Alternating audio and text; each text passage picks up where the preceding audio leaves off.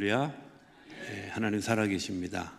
살아계신 하나님의 은혜와 평강과 축복이 저와 여러분들 그리고 영상으로 예배하는 분들에게 함께하게 되기를 주의 이름으로 축복합니다. 오늘 말씀은 요한복음 6장에 나오는 이야기입니다. 요한복음 6장은 우리가 잘 아는 오병이어의 기적이 있는 장입니다. 저는 가끔 좀 엉뚱한 생각을 하는데 예수님이 이런 일들을 이렇게 행하시는 능력이 있는 분이잖아요. 근데 그 능력을 왜 감추고 살아가실까? 이런 생각을 해봐요. 엉뚱한 생각이긴 하지만 보리떡 5개와 물고기 2마리를 가지고 5천 명을 먹였다면 우리나라 인구가 5천만 명입니다. 그러면 떡이 몇 개나 필요하고 물고기가 몇 개나 필요할까요? 지금 머릿속으로 계산하고 있는 분은 믿음이 없는 분들입니다. 보리떡 5개하고 물고기 2마리로 5천만 명도 먹일 수 있는 분이죠. 그래서 요한복음 6장 15절에 보면 그들이 이 놀라운 광경들을 보고 예수님을 임금을 삼으려고 했어요. 그럴만 하잖아요. 그저 이런 분이 왕이 되면 얼마나 좋겠어. 너무 행복할 것 같아.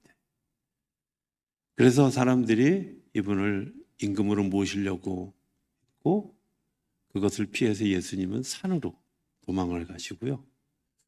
그리고 제자들이 요동할까 봐 배를 태워서 건너편으로 보내셨어요. 왜 그러셨을까? 그냥 못 이기는 척하고 임금하지. 이런 생각. 또 예수님의 제자들은 예수님이 그런 일을 행하는 걸 보고 무슨 생각을 했을까? 아니, 예수님은 우리와 평상시 보면 같은 모습인데, 여러분들 한번 생각해 보시겠어요? 예수님이 주무실 때 앉아서 주무실까요? 아니면 누워서 주무실까요? 네, 누워서 주무셔요. 눈 감고 주무시고요. 하루 3끼 드시고. 아니, 근데 저분이 우리와 같이 생활하고 우리와 같이 살아가는데 저분에게서 도대체 무슨 능력이 있어서 보리떡 5개 가지고 물고기 2마리 가지고 5천 명을 먹인단 말이야. 그리고 원래 기본적인 것보다 많은 것들이 남는단 말이야. 이런 의아심을 가지게 될 거라고 생각이 되어져요. 또 이 사건 뒤에 보면 예수님의 제자들이 풍랑 가운데 있을 때 예수님이 물 위를 걸어서 오셔요. 예수님한테는 배나 자동차나 뭐 비행기나 이런 거 필요 없을 것 같죠. 그렇죠? 도대체 배는 뭐하러 있단 말이에요? 이런 생각을 하게 됩니다. 그런데 왜 그런 능력을 주님은 자제하실까? 왜 감추실까? 이런 생각으로 오늘 말씀을 좀 시작하려고 그래요. 왜 그러실까? 예수님이 그런 능력을 발휘하실 거면 아예 하늘에서부터 땅으로 오지 않았죠. 그렇잖아요. 하늘에 계시면 되지. 굳이 땅에 와서 능력 과시하려고 오신 게 아니라는 거죠. 임금이 되려고 오신 것이 아니라는 거죠. 뭔가 이 땅에서 예수님이 하실 일이 있어서 목적이 있어서 이 땅에 오셨다는 겁니다. 기적을 보여주는 이유 그리고 그 기적 뒤에 당신이 삶을 관리하고 그것을 통해서 메시지를 전해주시려고 하는 예수님의 이야기를 우리가 오해하면 와 물고기 2마리와 보리떡 5개로 5천 명을 먹이시는 분이야. 대단한 분이야. 능력이 있는 분이야. 그리고 그분은 왕이 돼도 충분할 분이야.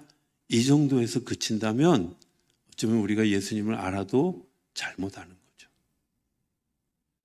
예수님이 그런 능력을 드러내려고 이 땅에 오신 분이 아니라는 거예요.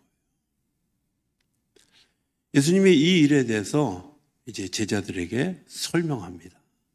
뭐라고 설명하시냐면 나는 생명의 떡이다. 이렇게 얘기하셔요. 하늘로부터 온 생명의 떡이다. 그리고 열심히 자신을 이야기하셔요. 이해하기 되게 어려운 얘기죠. 예수님이 설명하는데 내가 떡은 내 몸이다, 포도주는 내 피다, 이런 이야기를 하면서 이것을 먹는 사람은 영원히 배고프지도 않고 영원한 생명을 얻을 것이다. 예수님의 제자들이 이해하지 못해요. 그렇죠? 왜? 하늘의 일을 땅에서 얘기하는데 어찌 알아듣겠어요? 아무리 쉽게 설명해도 이해할 수 없는 제자들의 머리 영역에는, 경험 영역에는 받아들일 수 없는 그런 일들. 제가 전에도 한번 얘기했지만 이런 거하고 같은 거죠. 조선시대 말엽에 이제 선교사들에 의해서 한미 수교가 이루어지기 전에 한국의 사절단이 미국에 간 적이 있어요. 미국에 갔는데 이 사람들이 신기한 걸 본 거예요. 엘리베이터를 본 거예요. 엘리베이터를 보고 와서 한국 사람들한테 설명을 하는 거죠. 어떻게 설명하겠어요? 야, 미국에 가니까 있잖아, 집이 높은데 그 집 안에 또 다른 집에 사람을 태워가지고 오르락내리락 하더라. 알아들으셨어요? 무슨 얘기인지? 제가 하는 말 더 어려워요? 집이 막 오르락내락해. 듣는 사람들이 다 뭐라 그래? 뭐야, 쟤 미국 가더니 미쳤어? 이럴 거 아니에요. 도대체 뭔 말을 하는 거야? 여러분들, 중요한 건 내가 이해하려고 하니까 못 알아듣는 거예요. 그냥 그런 사실이 있어 하고 믿는 거죠. 믿어지는데 내가 그래도 의심이 생겨. 하나님, 나도 보게 해주세요. 그럼 미국 가게 되지. 그죠? 우리나라에 만들어서 보게 됐잖아요. 기억하셔야 될 것은 주님이 우리에게 말씀하시는 것들을 우리가 믿지 않고 그냥 이해하려고 하고 받아들이려고 하다 보니까 오늘 60절에 이렇게 얘기합니다. 제자 중 여럿이 듣고 말하되 이 말씀은 어렵도다. 누가 들을 수 있느냐? 이렇게 물어봐요. 예수님 말씀이 너무 어려운 거예요. 아니, 그냥 떡이면 떡이지. 당신의 몸이 떡이라니 그게 뭐야? 도대체 밀가루야? 이런 거잖아요.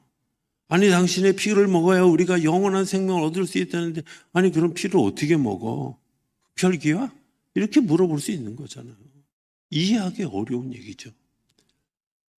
이해하기 어려운 이유는 뭐냐면 믿지 않기 때문에. 요한복음 표현으로 얘기하면 영접하지 않기 때문입니다. 그래서 영접하는 자, 곧 그 이름을 믿는 자들에게는 하나님의 자녀가 되는 권세를 주신다고 했는데 우리가 믿어지지 않는 거죠. 도무지 알 수 없는 얘기를 하는 거죠.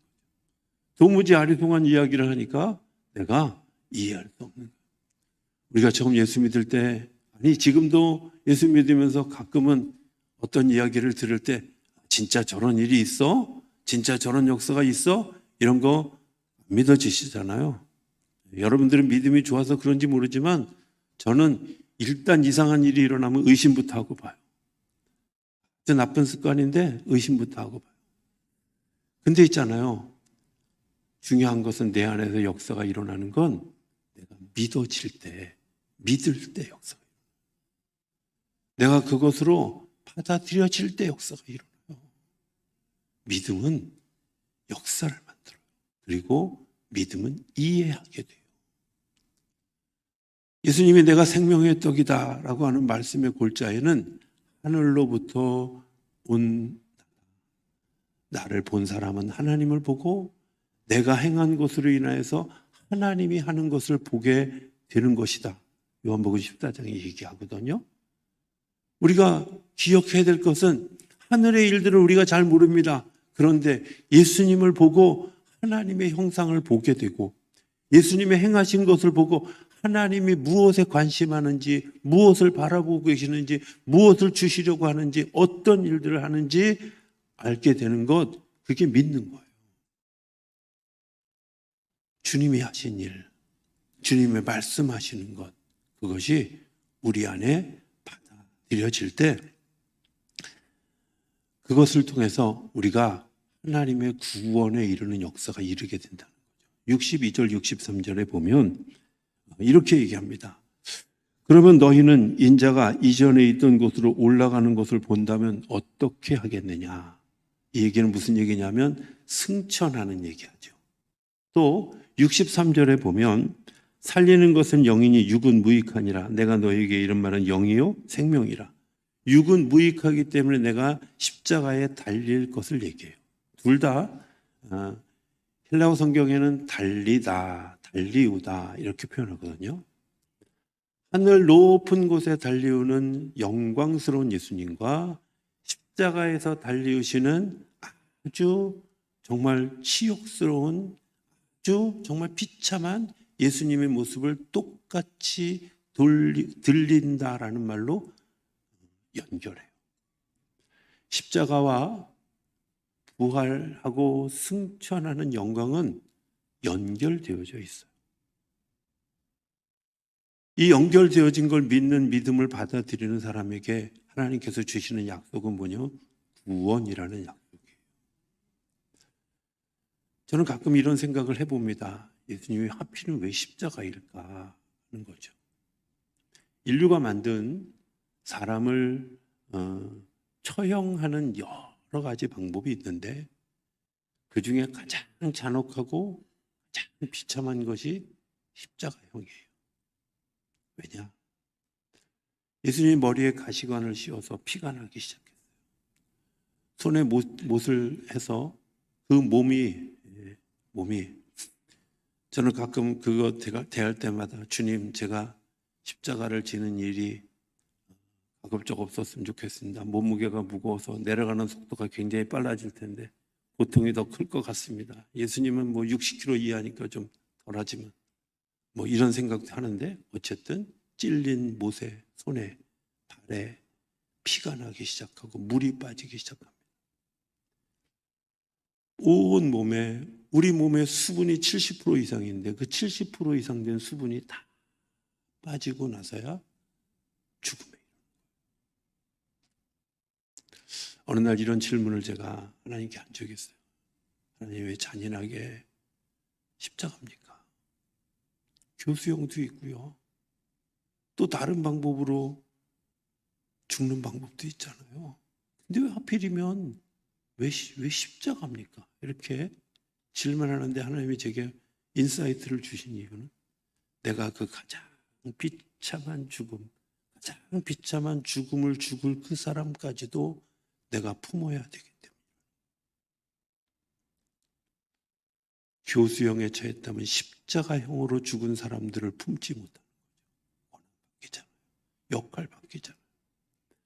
예수님이 우리에게 십자가를 지라고 하시는 이유는 저는 이 땅에서 우리가 살아가면서 예수님이 품었던 그 많은 것들을 내가 같이 품을 수 있기를 소망하는 주님의 마음이 우리 안에 있다.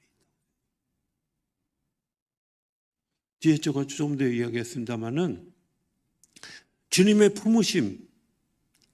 품으심은 바닥 끝에까지 내려갔다가 가장 높은 곳에 들리우는 그 모든 것을 포함합니다. 그걸 요한복음 3장 16절은 하나님이 세상을 그보다 더 큰 단어가 있다면 아마 다른 단어를 사용했을지 모르지만 요한이 알고 있는 세계관은 이 세상을 그 단어 하나를 만들기 위해서 얼마나 심사숙고했을까 이런 생각을 해보게 돼요. 하나님이 세상을 이처럼 사랑하사 독생자를 주셨다. 십자가에 매달게 하셨고요. 우리에게 영원한 소망을 주시기 위해서 십자가에서 죽으신 그분을 하늘에 올리게 하셨다. 우리는 다 그 영역 안에 있는 줄로 믿습니다. 주님의 사랑의 영역 안에 있는 줄로 믿습니다. 이게 어깨 우리의 소망이 있어요. 주님이 나를 구원하시고 나를 사랑하시는 것은 내가 어떤 짓을 해도 어떤 모습을 가지고 있어도 어떤 상황 가운데 있어도 주님이 우리를 사랑하신다. 그리고 나의 고통을 하신다. 옛날에 그 서점에 나와서 한참 많이 팔렸던 책 가운데 이런 책이 있습니다. 주님은 내가 여기 있는 줄 모르시겠지. 그럴까요? 우리가 가끔 고난당하고 힘들 때 주님 내 고통을 아세요? 주님 내 이 아픔을 아세요? 주님, 내가 이렇게 수모를 겪고 있는 이 일들을 아세요? 하고 원망할 때가 있잖아요. 그런데 주님은 이미 십자가의 바닥까지 경험하셨어요. 이 땅에 당신의 능력을 발휘하지 않고, 당신의 권위를 쓰지 않고, 당신의 권능을 쓰지 않고 침뱉음을 받아야 될 때 침뱉음을 받았고, 모욕을 당할 때 모욕을 당했고, 채찍에 맞을 때 채찍에 맞았고, 그러면서 이 백성들의 아픔을 홀로 감당하셨어요. 바울이 예수님의 흉내를 냈지요. 자기가 로마의 시민권을 가지고 있으면 면책특권이라는 게 있어서 감옥에 갇히지도 않고 고문도 당하지 않고 태형도 당하지 않을 그런 로마의 시민권자인데도 불구하고 그 시민권을 자주 사용하지 않았어요.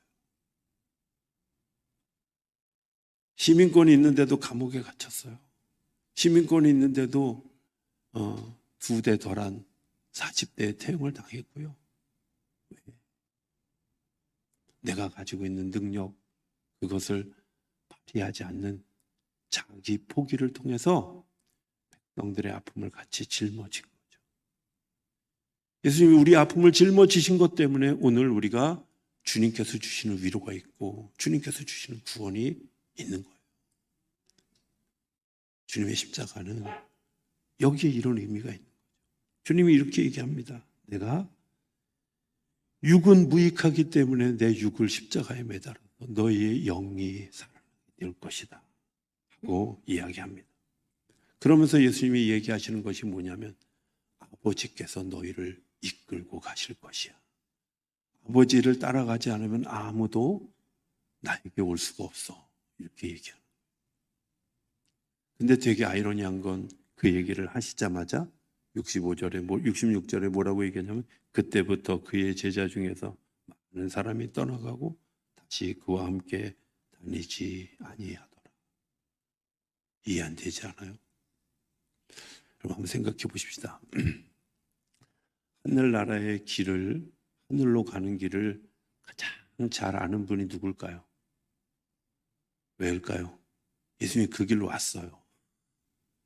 그 길로 오셨어요. 그러면 그 하늘에 이르는 길을 가장 잘 아는 분이 누굴까? 예수님이죠, 당연히. 소크라테스가 제일 잘할까요? 네? 하이데거가 제일 잘할까요? 이 세상에서 IQ 제일 좋다고 하는 그 사람, 아인슈타인이 제일 잘할까요? 근데 왜 당연한 것을 우리가 부정하는, 왜 당연한 것을 받아들이지 않냐? 누구보다 하늘로 가는 길을, 하늘로 향하는 길을 누구보다도 잘 아시는 그분의 인도하심에 대해서 우리가 왜 믿어지지 않느냐? 왜 믿지 않느냐? 왜 다른 이야기에 귀를 기울이고 하나님의 이야기를 왜 배척하냐?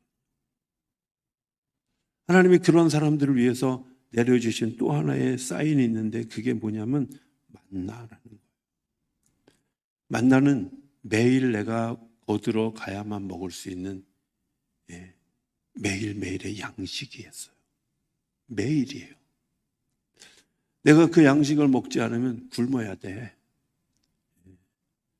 내가 그 양식을 한 3일만 먹지 않으면 어떻게 돼요? 눈이 흐리멍텅해지고 기운이 쫙 빠지고, 우리나라 말에 3일 굶고 남의 집 담을 넘지 않는 사람이 없다 이렇게 얘기하는데, 저는 그 속담과 비교해서 신비 중에 신비가 금식하는 분들 보면 정말 신비다 이런 생각을 해요. 그분들은 놀랍더라고요. 제가 처음 금식할 때 미디안 기도원이라는 곳에 금식을 했어요. 근데 저희 방에 이제 있던 한 분이 이분은 되게 미식가, 지금 생각해 보니까 미식가였던 것 같아요. 전주에 가면 어느 골목에 어느 집을 이렇게 돌아서 가면 거기 전주 비빔밥집이 있는데 그 전주 비빔밥집의 맛은 딱 첫 번째 넘겼을 때 맛이 어쩌고 저쩌고. 당신이 금식하면서 금식하는데 방에 앉아가지고 그 얘기를 하는 거야. 간 데도 많아. 춘천에 가면 막국수집이 어쩌고 저쩌고 하는데 그건 골목을 어떻게 돌아가면 그 집에 막국수는 뜰 때 어떻게 뜨고 뭐 먹을 때 뭘 넣고 도대체 세상에 아는 것도 너무 많더만. 근데 막 침이 진짜 꿀떡꿀떡 넘어가는데 도망가고 싶다. 근데 그분은요, 열흘 금식하대요.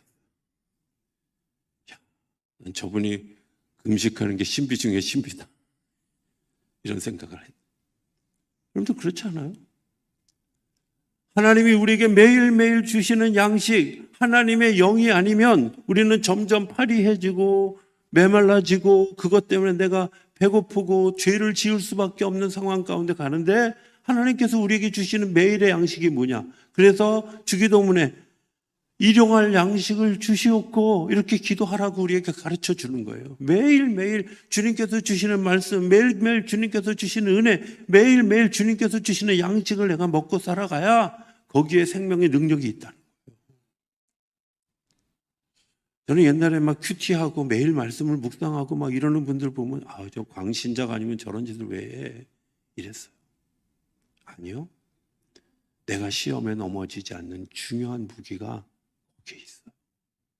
내가 매일 기도하고 하나님과 가까이 하지 않으면 어느 순간인가 사단의 음성이 나를 휩싸고 사단의 생각이 나를 붙들고 가고 오늘 예수님이 경고한 것처럼 12사람이 다 내 제자인데 그 중에 한 사람은 마귀니라.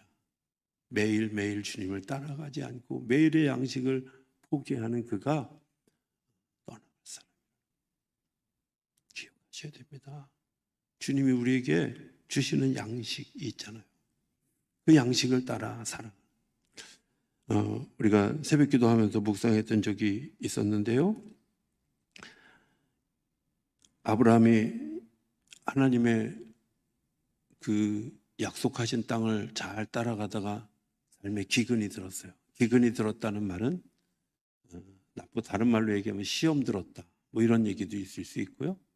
하나님으로부터 떠났다, 반항했다. 뭐 이런 말도 될 수 있다고 생각해요. 어쨌든 기근이 들어서 애굽을 갔는데 애굽에서 자기도 상처 입고 부인도 상처 입고 막 주변 다 상처 입는 일들이 일어나게 됐어요. 하나님이 기적적으로 그를 회복시키셔서 다시 약속의 땅으로 돌아올 때 표현을 창세기 13장이 표현하고 있는데 제일 먼저 표현이 뭐냐면 롯과 아내와 함께 그 땅으로 돌아왔어요. 함께해요. 저는 이런 생각해요. 사례가 어쨌든 극적으로 그 왕궁으로부터 탈출하고 나서 이렇게 얘기하지 않았을까? 난 당신하고 못 살아. 여러분들 되게 폭이 넓으신 분인가 봐요. 나는 그런 남자하고 못 살아요. 아니 자기 살자고 날 죽는 대로 내보내는 그런 남자고 어떻게 살아? 제가 새벽 기도하면서 질문했죠. 롯은 어디 있었을까요? 롯은 안 따라갔어요. 고향 떠나올 때는 뭐 삼촌 아니면 나 갈 데 없어요. 그러다가 자기 갈 길 갔어요. 근데 중요한 건 하나님의 은혜가 임하면 하나님의 능력이 임하면 함께 하게 돼요. 하나님의 능력이 임하면 남녀노소할 것 없이 상처가 입었든 어찌됐든 하나님이 함께 하도록 이끌고 가신다는 거예요. 그게 그 증거를 뭐라 그랬냐면 4절에 하나님께 내가 다시 돌아와 그 땅에서 예배. 내가 매일매일의 양식을 먹는 하나님이 주시는 영적 기근으로부터 탈피하게 되어졌을 때 함께하는 역사가 일어나요. 제가 새벽에도 얘기했지만 다퉜어요. 롯의 제자들과 아브라함의 제자들과 다퉜죠. 근데 다툴 때 재밌는 이야기가 있어요.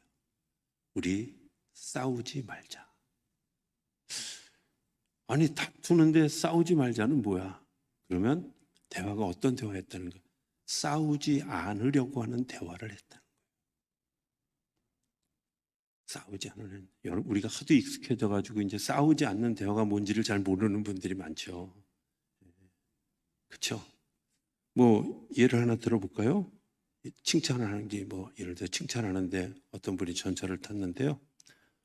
어떤 할머니가 너무 아름다우시니까 뭐라고 얘기했냐면 어쩜 이렇게 곱게 늙으셨어요?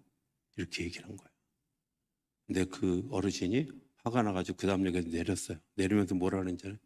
곱게까지만 하지 늙은 건 뭐야? 이런 거죠. 우리 좋은 의도로 얘기했는데 상처받았어요. 그게 오늘 우리들의 아주 언어 습관이에요. 너무 쉽게 얘기하는 습관들. 근데 그 습관들을 하나님이 함께 하시고 매일매일의 양식을 먹을 때 우리 안에 어떤 습관? 서로 살리려고 하고 서로 세우려고 하고 서로 치료하려고 하고 회복하게 하려고 하고 눈치는 진짜 없어요. 그죠? 그런 역사가 일어나게 되는 줄로 믿습니다. 싸우지 말자. 자, 네 번째. 창세기 13장에 얘기하는 굉장히 중요한 이야기 하나는 눈을 열어주셨다. 예수님이 제자들에게 이렇게 물으십니다. 제자들 중에 많은 사람들이 예수님을 떠나고 다시 그와 함께 다니지 않는 아픔이 있죠. 저는 이 아픔이 글쎄 목회하면서 뭐 이런 아픔들이 종종 있었는데 정말 제가 행성에서 목회할 때 그 첫 열매처럼 아주 그 두 부부가 처음 그 교회 나올 때부터 또 세례받고 그 다음에 그분들이 이렇게 결혼해서 살아가는 그 모든 과정까지 우리와 함께 몇 년 동안 같이 했던 그 부부가 있어요. 어느 날 저녁을 먹자고 그래서 기분 좋은 마음으로 저녁을 먹으러 갔다가 밥상 내려놨는데 목사님 저 이사 가요. 안양으로. 내가 그다음부터 안양을 되게 싫어해요. 막 진짜 청천벽력 같은. 제가 오다가 진짜 집에 오기 전에 먹은 거 다 토했어요. 내가 이게 떠나가는 아픔이 뭔지 제가 그럼 예수님이 그 떠나가는 그분들 보면서 예수님이 12제자에게 물어봅니다. 너희도 떠나려느냐? 라고 질문하는 거죠. 베드로가 이렇게 얘기하죠. 영생의 말씀이 여기 있는데 우리가 어찌 가겠습니까? 영생의 말씀이. 여러분들 이런 거 아니에요? 내가 이 땅에서 예수님처럼 살아. 내가 자기를 포기하고 자기를 부인하고 자기 십자가를 지는 일 어렵습니다. 이해하기 어려운 얘기입니다. 떠날 만큼 힘든 얘기입니다. 고통스러운 얘기입니다. 그런데 중요한 것이 있습니다. 내가 이 100년도 안 되는 삶을 살아가면서 살아갔던 삶의 열매가 하늘나라에서 하나님께서 주시는 상급으로 이거보다 100배, 1000배 열매로 더해 주신다는 사실을 기억한다면 오늘 이 삶을 우리가 떠나겠어요? 아니요. 내가 이 삶을 포기할 수 있어요? 아니요. 하나님께서 우리에게 약속하신 것이 있어요. 내가 믿으면 하나님의 나라를 보리라. 내가 그 길이다, 진리다, 생명이다. 나를 따라와라. 자기를 부인하고 자기 십자가를 지고 나를 따라와라. 매일매일 너희가 일용할 양식을 구해라. 나에게 죄 지은 자를 용서해라. 악에 빠지지 않도록 기도해라. 시험에 들지 않도록 기도해라. 주님께서 우리에게 말씀하셨다면 예 하고 그 말씀을 따라가면 하나님이 약속하신 대로 하늘아버지가 계시고 하늘의 영광이 누려지는 그곳에 우리가 거하게 되고 영원히 함께 살게 될 것인데 내가 오늘 이 땅에서의 100년을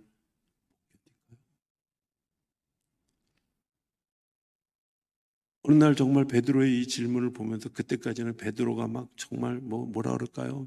변덕쟁이고 저렇게 저런 사람은 어떻게 예수님 수제자라 삼으셨을까? 제 예수님 보는 눈도 없다. 나같이 작은 눈을 가지고도 웬만한 사람 보는데 막 이런 마음을 가졌었는데 주님이 제대로 보셨구나. 영생의 말씀이 여기. 내가 영원한 것을 투자해서 오늘을 살아가는데 주님 제가 어찌 이것을 모르겠습니까? 내가 이것을 떠나겠습니까? 오늘 설교 제목을 고백 그리고 일상이라고. 일상은 매일매일을 살아. 매일매일을 살아. 내가 주님을 한순간이라도 잊어버리는 순간 사단은 우는 사자와 같이 우리를 삼키려고, 영원한 약속을 잊어버리게 하려고.